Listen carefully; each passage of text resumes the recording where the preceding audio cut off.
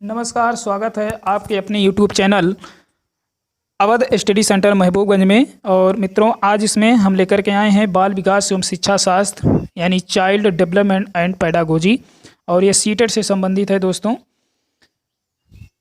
ये 2014 का पेपर है और ये दिसंबर माह में जो पेपर हुआ था, मैं उसी के 30 अति महत्वपूर्ण प्रश्नों को लेकर के आया हूँ जो कि बाल विकास एवं शिक्षा शास्त्र से संबंधित है। आइए हम लोग शुरू करते हैं आज का पहला प्रश्न। पहला प्रश्न है, किसने सबसे पहले बुद्धि परीक्षण निर्माण किया? तो किसने किया था? अल्फ्रेड बिने, चार्ल्स एडवर्ड स्पीयरमैन, या फिर रॉबर्ट स्टर्नबर्ग, या फिर डेविड बैचलर। तो यहाँ पे राइट आंसर होगा ए वाला ऑप्शन, अल्फ्रेड बिने ने, और इन्हीं को ही बुद्धि का जन्मदाता भी कहा जाता है। आइए दूसरा नंबर हम लोग देख लेते हैं।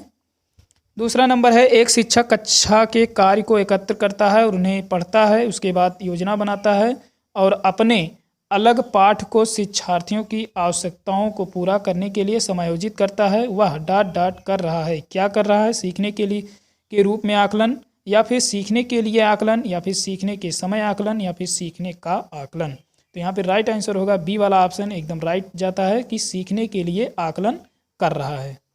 आइए हम लोग तीसरा नंबर देख लेते हैं। कक्षा कक्ष में जेंडर यानी लिंग विभेद से क्या है? ऑप्शन है, शिक्षार्थियों के हसोन्मुख प्रयासों अथवा निष्पादन का कारण बन सकता है। पुरुष शिक्षार्थियों के वृद्धि उन्मुख प्रयासों अथवा निष्पादन का कारण बन सकता है। सी है, महिला शिक्षकों की अपेक्षा पुरुष शिक्षकों के द्वारा अधिक किया जाता है। डी है, शिक्षार्थियों के निष्पादन को प्रभावित नहीं करता है। तो यहाँ पे देखिएगा, जो सबसे राइट आंसर होगा पहला वाला ऑप्शन है कि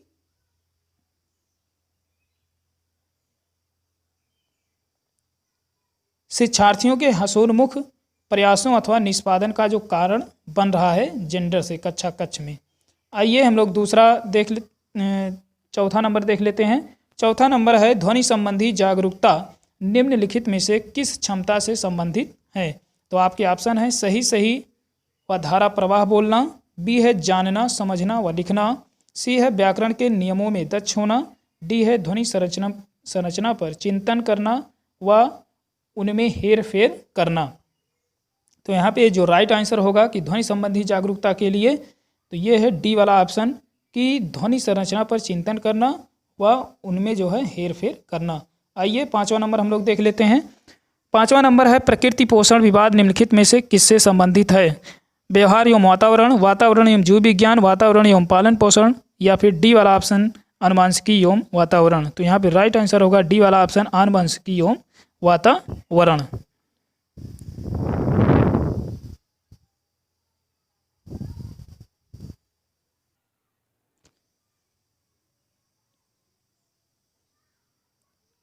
आइए छठवां नंबर हम लोग देख लेते हैं। छठवां नंबर है, मानव विकास डॉट डॉट है। गुणात्मक है, कुछ सीमा तक अमापनीय है, या फिर मात्रात्मक और गुणात्मक दोनों हैं, या फिर मात्रात्मक हैं। तो यहाँ पे जो राइट आंसर होगा ये है मात्रात्मक और गुणात्मक दोनों होता है, यानी कि जो मानव का विकास होता है ये मात्रात्मक और गुणात्मक दोनों होता है। आइए सातवां नंबर हम लोग देख लेते हैं। सातवां नंबर है, निम्न में से कौन सा सामाजिकरण की निष्क्रिय एजेंसी है? तो समाज का जो निष्क्रिय यानी एक्टिव नहीं है वो कौन सी ऐसी एजेंसी है? परिवार है, इको क्लब है, सार्वजनिक पुस्तकालय है, या फिर स्वास्थ्य क्लब है। तो यहाँ पे राइट आंसर होगा सी वाला ऑप्शन, यानी कि सार्वजनिक पुस्तकालय जो है ये सामाजिकरण की निष्क्रिय एजेंसी है। आइए आठवां नंबर हम लोग देख लेते हैं। संज्ञानात्मक विकास निम्न में से किसके द्वारा समर्थित होता है? ऑप्शन है, उन गतिविधियों को प्रस्तुत करना जो पारंपरिक पद्धतियों को सुदृढ़ बनाती हैं। बी है, एक समृद्ध और विविधतापूर्ण वातावरण उपलब्ध कराना। सी है, सहयोगात्मक की अपेक्षा व्यक्तिगत गतिविधियों पर अधिक ध्यान केंद्रित करना। डी है, जितना संभव हो उतनी आवृत्ति से संगत और सुनियोजित परीक्षाओं का आयोजन करना। तो यहाँ पे देखिएगा कि जो राइट आंसर जाता है कि संज्ञानात्मक विकास में जो समर्थन कर रहा है वो है आपका बी वाला ऑप्शन, एकदम राइट आंसर जाता है कि एक समृद्ध और विविधता यानी अनेक प्रकार से वातावरण उपलब्ध कराना। आइए नौवां नंबर हम लोग देख लेते हैं। नौवां नंबर है, निम्न में से कौन सा सीखने की शैली का एक उदाहरण है? ऑप्शन है संग्रहण, तथ्यात्मक, स्पर्श संबंधी या फिर चाक्षुष। तो इसका राइट आंसर होगा डी वाला ऑप्शन यानी फिर चाक्षुष। मित्रों एक चीज़ और हम बताते चलें इसमें कि आप लोग कितना स्कोर कर पाते हैं, इसको कमेंट बॉक्स में अवश्य बताइएगा। और सीटेट का परीक्षा 5 जुलाई निर्धारित है। इसका जैसे ही नोटिफिकेशन आता है हम आप तक ज़रूर पहुंचाएंगे। हालांकि परीक्षा जो है संभव नहीं है क्योंकि कोरोना के चलते ये परीक्षा संभवतः आगे भी जाए। तो जैसा भी इसका नोटिफिकेशन आएगा हम आप तक ज़रूर पहुंचाएंगे। आइए हम लोग 10वां नंबर देख लेते हैं। डॉट डॉट प्रेरणाएं अनुभूतियों के संतुष्टिकरण की अवस्थाओं तक पहुंचने और व्यक्तिगत लक्ष्यों को प्राप्त करने की आवश्यकता को संबोधित करती है। भावात्मक, संरक्षण उन्मुखी, सुरक्षा उन्मुखी या फिर प्रभावी। तो इसका जो राइट आंसर होगा ये है भावात्मक। यानी कि भावात्मक प्रेरणाएं अनुभूतियों के संतुष्टिकरण की अवस्थाओं तक पहुंचने और व्यक्तिगत लक्ष्यों को प्राप्त करने की आवश्यकता को संबोधित करती हैं। आइए 11 नंबर हम लोग देख लेते हैं। 11 नंबर है एक आंतरिक बल जो प्रोत्साहित करता है और व्यवहार परक प्रतिक्रिया के लिए बाध्य करता है एवं उस प्रतिक्रिया को विशिष्ट दिशा उपलब्ध कराता है। तो ऐसा कौन सा है जो ऐसा करने में सक्षम होता है, करवाने में? तो ये आपका है ऑप्शन है अध्यवसाय, संवेग, वचनबद्धता या फिर अभिप्रेरणा। तो आपका राइट आंसर होगा अभिप्रेरणा। अभिप्रेरणा जो है ये बच्चे के अंदर आंतरिक बल को प्रोत्साहित करता है और व्यवहार परक, व्यवहारवादी जो चीज़ होती है उस प्रतिक्रिया के लिए बाध्य करती है और उस प्रतिक्रिया को विशिष्ट दिशा में जो है उपलब्ध कराती है। आइए हम लोग 12 नंबर देख लेते हैं। 12 नंबर है निम्नलिखित में से कौन सा कारक अधिगम को सकारात्मक यानी पॉजिटिव रूप से प्रभावित करता है? ऑप्शन है सहपाठियों से प्रतियोगिता, बी है अर्थपूर्ण संबंध, माता पिता की ओर से दबाव, अनुत्तीर्ण हो जाने का भय। तो इसका राइट आंसर होगा अर्थपूर्ण संबंध, बी वाला ऑप्शन एकदम राइट आंसर होगा। निम्नलिखित में से कौन सा कारक जो अधिगम यानी सीखने सिखाने का जो सकारात्मक रूप से प्रभावित करता है, यह है अर्थपूर्ण संबंध। आइए हम लोग 13 नंबर देख लेते हैं। 13 नंबर है प्रतिभाशाली शिक्षार्थियों को डॉट डॉट से जुड़े प्रश्नों पर अधिक समय देने के लिए कहा जा सकता है। किस पे? समझ पे, सृजन पे, विश्लेषण पे या फिर स्मरण पर। तो ये आपका राइट आंसर जाता है सृजन। सृजन में क्या होता है कि जो प्रतिभाशाली जो शिक्षार्थी होते हैं ये नए नए कार्य करने के लिए इनको जोड़ा जाता है। तो यहाँ पे सृजन जो है आपका राइट आंसर होगा। आइए हम लोग 14 नंबर देख लेते हैं। 14 नंबर है निम्न में से कौन सा कौशल संवेगात्मक बुद्धि से संबंधित है? ऑप्शन है गतिक प्रक्रमण, विचार करना, समान अनुभूति देना या फिर याद करना। तो आपका राइट आंसर जाता है सी वाला ऑप्शन एकदम राइट जाता है। समान अनुभूति देने से क्या होगा कि कौशल में संवेगात्मक बुद्धि से जो है ये संबंध जो है बढ़ेगा। आइए हम लोग 15 नंबर देख लेते हैं। 15 नंबर है निम्नलिखित में से कौन सा बाल विकास का एक सिद्धांत नहीं है? तो इसमें देखिएगा पॉजिटिव नहीं बल्कि नेगेटिव प्रश्न कर रहा है कि बाल विकास का एक सिद्धांत नहीं है। तो नहीं है यानी कि नकारात्मक प्रश्न है, नेगेटिव प्रश्न है, इसलिए हम उत्तर को नेगेटिव या नकारात्मक में ही ढूंढेंगे। आइए हम लोग देख लेते हैं। पहला ऑप्शन है कि सभी विकास एक क्रम का पालन करते हैं, बी है विकास के सभी क्षेत्र महत्वपूर्ण हैं, सी है सभी विकास परिपक्वन तथा अनुभव की अंतःक्रिया का परिणाम होते हैं, डी है सभी विकास तथा अधिगम एक समान गति से आगे बढ़ते हैं। जी नहीं दोस्तों, ये डी वाला ऑप्शन एकदम करेक्ट आंसर होगा कि जो कह रहा है कि बाल विकास का एक सिद्धांत नहीं है वो यही है कि सभी विकास तथा अधिगम एक समान गति से आगे जो है बढ़ते हैं। तो इसमें बढ़ने के लिए कह रहा है, इसलिए ये राइट आंसर होगा क्योंकि इसमें नहीं भी पूछ रहा है, सिद्धांत नहीं है तो यही नहीं है, क्योंकि सभी विकास जो है और अधिगम एक समान गति से जो है नहीं बढ़ते हैं, वो कभी कभी रुक रुक के बढ़ते हैं। आइए हम लोग देख लेते हैं 16 नंबर। अब 16 नंबर है प्रवाह पूर्णता, व्याख्या, मौलिकता और लचीलापन डॉट डॉट के साथ संबंधित तत्व है। तो प्रवाह पूर्णता, व्याख्या, मौलिकता और लचीलापन ये किससे संबंधित तत्व हैं? आपके ऑप्शन है गुण, अपसारी चिंतन, त्वरण या फिर प्रतिभा। तो ये आपका राइट आंसर जाता है बी वाला ऑप्शन यानी कि ये अपसारी चिंतन है। प्रवाह, पूर्णता, व्याख्या, मौलिकता, लचीलापन, ये सब जो है अपसारी चिंतन के अंतर्गत आते हैं। आइए हम लोग 17 नंबर देख लेते हैं। 17 नंबर में है सभी के लिए विद्यालयों में सभी की शिक्षा निम्नलिखित में से किसके लिए प्रचार वाक्य हो सकता है। सभी के लिए विद्यालयों में सभी की शिक्षा, बस मात्र आपको इतना ध्यान देना है कि सभी के लिए विद्यालयों में सभी की शिक्षा, जहाँ ये वाक्य दिखाई दे आपका राइट आंसर, आपके ऑप्शन है देख लीजिए, समावेशी शिक्षा, पृथक शिक्षा, सहयोगात्मक शिक्षा या फिर संशक्तिशील शिक्षा। तो यहाँ पे राइट आंसर ए वाला ऑप्शन हो जाएगा, यानी समावेशी शिक्षा, यानी कि इसमें सभी लोगों को प्रयास करने के लिए मौका दिया जाता है।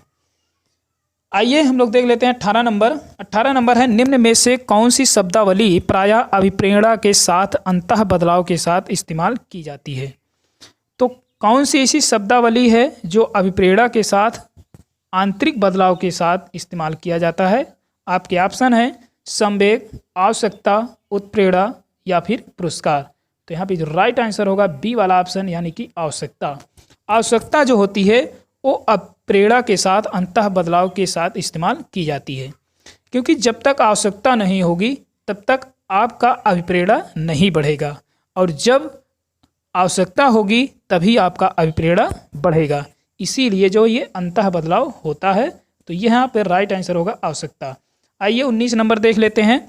निम्न में से कौन सा स्टेनबर्ग की बुद्धि के त्रिस्तरीय सिद्धांत का एक रूप है। आपके ऑप्शन हैं प्रायोगिक बुद्धि, संसाधन पूर्ण बुद्धि, गणितीय बुद्धि या फिर व्यवहारिक बुद्धि। तो यहाँ पे देखिएगा राइट आंसर जाता है डी वाला ऑप्शन, यानी कि व्यवहारिक बुद्धि। स्टेनबर्ग की जो बुद्धि त्रिस्तरीय सिद्धांत का था, ये है व्यवहारिक बुद्धि के अंतर्गत आता है। आइए 20 नंबर देख लेते हैं। 20 नंबर है 1 वर्ष तक के शिशु जब आँख, कान व हाथ से सोचते हैं तो निम्नलिखित में से कौन सा स्तर शामिल होता है। मित्रों, ये जीन पियाजे के द्वारा 4 अवस्थाओं में जो बालक के रूप को उन्होंने बांटा है। पहला उन्होंने बांटा था इंद्रिय जनित या गामक अवस्था, जो कि 0 से 2 वर्ष। इसी वर्ष में जो है शिशु जो होते हैं अपने आँख, कान, नाक से ही सब कुछ क्रिया करते हैं। दूसरा था पूर्व संक्रियात्मक, जो कि 7 से 11 वर्ष माना जाता है।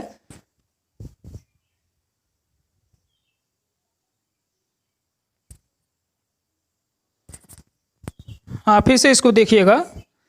जो इंद्रिय जनित गामक स्तर की जो अवस्था होती है, पहला अवस्था इन्होंने बांटा था जीन पियाजे के द्वारा। इन्होंने बताया था कि ये जो अवस्था होती है 0 से लेकर के 2 वर्ष होती है। दूसरा बताया था पूर्व संक्रियात्मक, जो कि 2 से लेकर के 7 वर्ष। फिर उन्होंने बताया था मूर्त संक्रियात्मक अवस्था, जो कि है 7 से 11, और अंतिम में चौथा बताया था अमूर्त संक्रियात्मक, जो कि 11 से लेकर के 15 या फिर उससे अधिक हो सकती है। तो यहाँ पे पूछ रहा है कि 1 वर्ष तक के शिशु जब आँख, कान व हाथों से सोचते हैं तो निम्नलिखित में से कौन सा स्तर शामिल होता है। तो यहाँ पे राइट आंसर होगा बी वाला ऑप्शन, यानी कि इंद्रिय जनित गामक स्तर। आइए हम लोग 21 नंबर देख लेते हैं। 21 नंबर है कि वाइगोत्स्की के सिद्धांत में विकास के निम्नलिखित में से कौन से पहलू की उपेक्षा होती है। जैसा हम लोग जान रहे हैं कि जो वाइगोत्स्की हैं ये सांस्कृतिक और सामाजिक और भाषा से ये जुड़े हैं। ज़्यादातर ये समाज से जुड़े हुए हैं, सामाजिक सिद्धांत इन्होंने दिया था। लेकिन इसमें पूछ रहा है कि और किस पहलू की उपेक्षा इनसे की जा सकती है। तो यहाँ पे जो राइट आंसर होगा ये है आपका जैविक। आइए 22 नंबर हम लोग देख लेते हैं। 22 नंबर है छात्राएं। प्रश्न है छात्राएं। ऑप्शन है अपनी उम्र के लड़कों की तरह गणित में अच्छी हैं। बी है अपनी उम्र के लड़कों की तुलना में स्थानिक अवधारणाओं में कम कुशलतापूर्ण निष्पादन करती हैं। सी है भाषिक और संगीत संबंधी अधिक क्षमताएं रखती हैं। डी है गणित के सवाल अच्छे से सीखती हैं, लेकिन उन्हें तब कठिनाई आती है जब उनसे उनके तर्क के बारे में पूछा जाता है। तो यहाँ पे देखिएगा छात्राएं जो होती हैं वो ए वाला ऑप्शन एकदम राइट आंसर जाता है।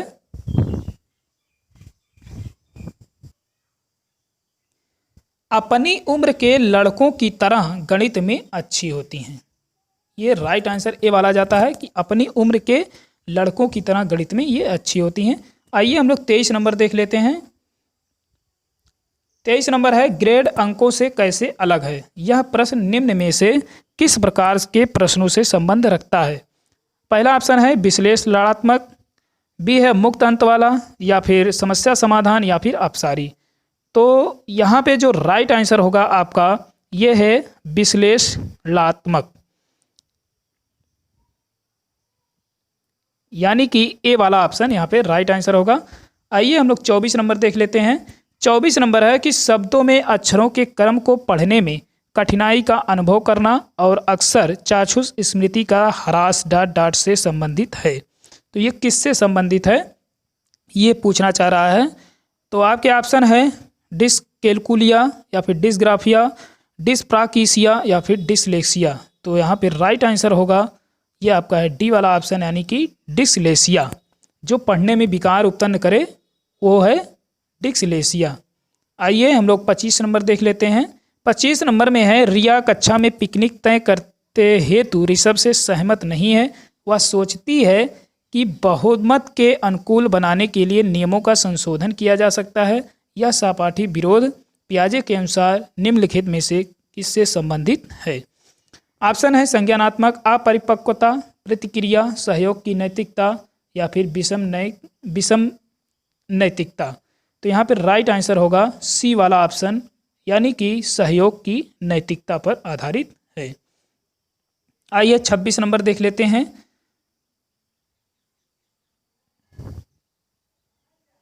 26 नंबर है वंचित समूह के विद्यार्थियों को सामान्य विद्यार्थियों के साथ साथ पढ़ना चाहिए, इसका अभिप्राय है। यानी वंचित जो समूह के विद्यार्थी हैं उनको सामान्य विद्यार्थियों के साथ साथ साथ यानी समूह में पढ़ना चाहिए। तो इसका अभिप्राय पूछ रहा है। ऑप्शन है समावेशी शिक्षा, विशेष शिक्षा से, या फिर एकीकृत शिक्षा से, या फिर अपवर्जक शिक्षा से। तो यहाँ पे राइट आंसर होगा समावेशी, यानी कि ए वाला ऑप्शन एकदम राइट आंसर जाता है, समावेशी शिक्षा से संबंधित है। 27 नंबर हम लोग देखेंगे। 27 नंबर है एल्बर्ट बंडूरा के सामाजिक अधिगम सिद्धांत के अनुसार निम्न में से कौन सा सही क्रम है। ऑप्शन है बच्चों के सीखने के लिए प्रतिरूपण या मॉडलिंग एक मुख्य तरीका है, बी है अनुसुलझा संकट बच्चे को नुकसान पहुंचा सकता है, सी है संज्ञानात्मक विकास सामाजिक विकास से स्वतंत्र है, डी है खेल अनिवार्य है और उसे विद्यालय में प्राथमिकता दी जानी चाहिए।